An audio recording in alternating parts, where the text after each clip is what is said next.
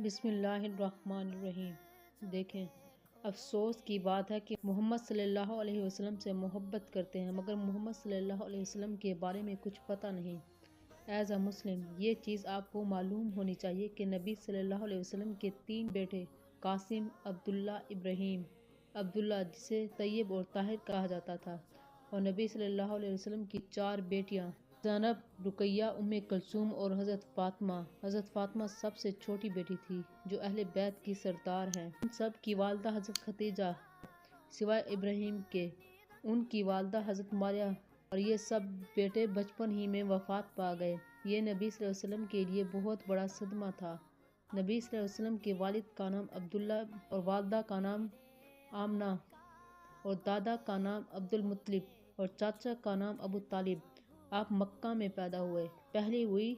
پہلی وحی 40 سال کی عمر میں غار حرا میں ہوئی۔ پہلی وحی کے بعد سب سے پہلے ایمان حضرت خدیجہ نے قبول کیا۔ آپ نے ہجرت مکہ سے مدینہ کی۔ آپ کا لقب صادق اور امین تھا۔ اور کمنٹ میں I love محمد ضرور لکھیں۔